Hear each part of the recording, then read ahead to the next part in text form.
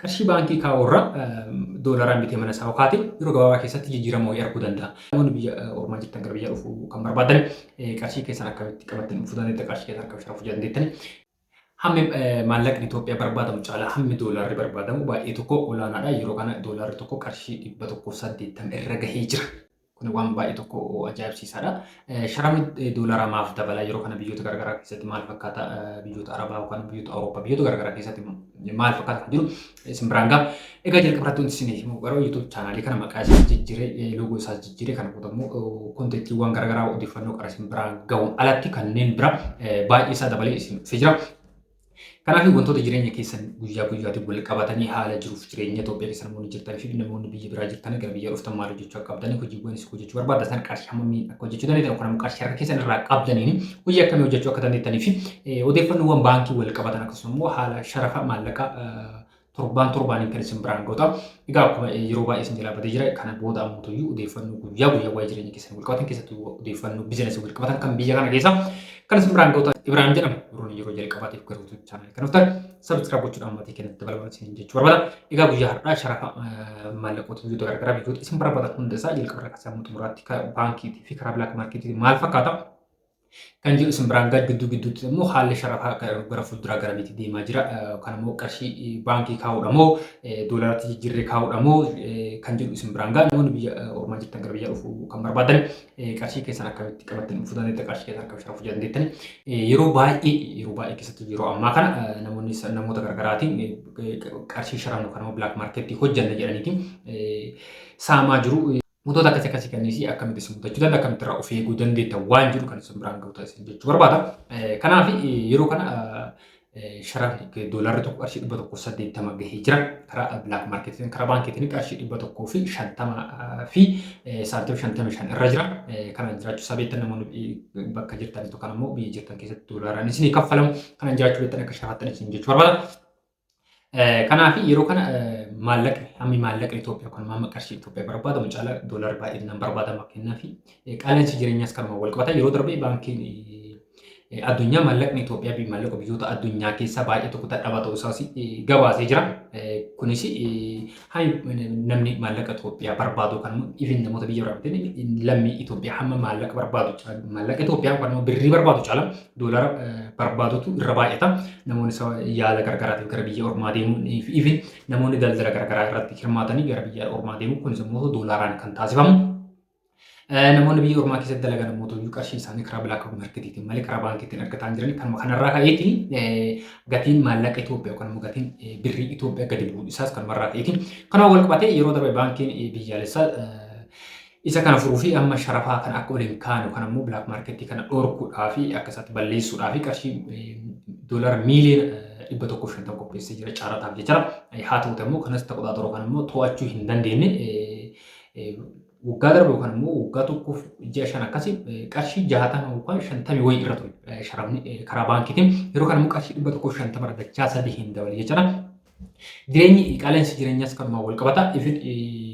Baroota darban yeroo durii namni meeshaaleen biyya alaa irraa galan kaampaanii yookaan immoo dhaabbilee gurguddootu biyya alaa irraa galcha malee namoonni suuqii garaagaraa tajaajiloota garaagaraa itti hojjetanii biyyuma keessa bitan. Yeroo ammaa kana immoo namni uffata haa ta'u kosmootiksii garaagaraa haa ta'u dibata qoricha wantoota garaagaraa gara biyya ormaas deemuu biyya ormaarraa Itoophiyaa keessatti hojjechuun baay'ee tokko salphaa waan ta'eef yeroo kana tajaajila fiizaa argachuu haa ta'u tikkeetti argachuu wantoota kun baay'ee salphaatti argaman waan ta'eef meeshaalee salphaa kanneen namoonni suuqii salphaa qabanii biyya alaa irraa galchuu namoonni biyya alaa irraa galchan immoo kunniin immoo doolaaraatti gargaaramu.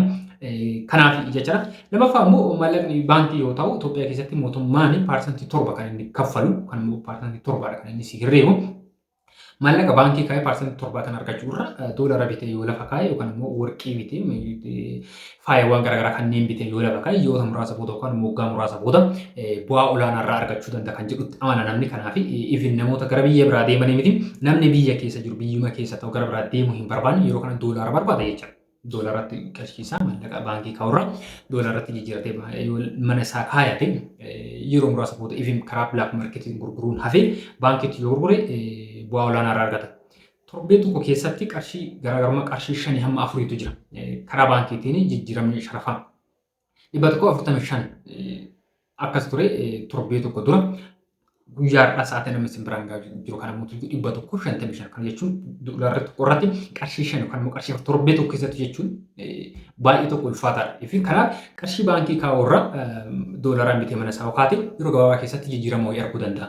Isaan alatti immoo faaya garaagaraa warqii bitee mana isaa yookaan jijjiirama arguu danda'a. Kanaaf hammi maallaqa gadi bu'uun yookaan immoo gatiin maallaqa Itoophiyaa gadi bu'uun sababoota kanneen irraa ka'uu danda'a jedhameetiin reegama. Inni kunis dhugaadha isin jechuu barbaada. Kanaaf sharafni karaa bilaak maarkeetiitiin karaa gabaa gurraachaatiin doolaara kuma isin jedhe 150 irra jira. Karaa baankiitiin karaa bilaak maarkeetiin 108 chaartii kanarratti argaa jirtan onlaayinitti sa'aatii amma jechuudha. Doolaarri Kanaadaa tokko karaa baankiitiin qarshii 108 fi saantii 11 sharafamaa jira. Karaa bilaak maarkeetiitiin qarshii 128 sharafamaa jira yeroo ammaa kana jechuudha. Doolaarri Awustiraaliyaa tokko karaa baankiitiin qarshii 98 fi saantii 12 karaa baankii bilaak maarkeetiitiin qarshii 117 fi saantii 69 sharafamaa jira. Yuuroodha inni taanu yuurooni 174 fi saantii 11 karaa baankiitiin karaa bilaak maarkeetiitiin 209 fi saantii 3 sharafamaa jira. Inni kun kanaan jiraachuu isaa beektanii namoonni maallaqa karaa hojjetanii maallaqa kanaan argataa jirtan kanaan jiraachuu isaa beektanii bilaak maarkeetiin haa ta'u karaa gabaa baankiitiin kanaan jiraachuu isaa beektanii akka itti fayyadamtan jechuudha. Itti aansuudhaan paawundiidha. Paawundiin tokko qarshii 198 fi saantiba 54 karaa bilaak maarkeetiitiin qarshii 137 jira yeroo ammaa kana isin jechuu barbaada. Itti aansuudhaan maallaqa guddaa addunyaa kana maallaqa dinaara kuweetiitiin. Dinaarri kuweetii tokko karaa baankiitiin qarshii 190 fi saantiba 20 karaa bilaak maarkeetiin qarshii 587 sharafamaa jira. Naannoo qarshii 100 oliin garaagarummaa qaba jechuu barbaadeeti. Itti aansuudhaan diraama Dubaayitiin diraamni Dubaayii karaa baankiitiin qarshii 46 saantiba 69 karaa bilaak maarkeetiitiin qarshii 49 jiraachuu isaas gamanumaan akka beektan isin jechuu barbaada.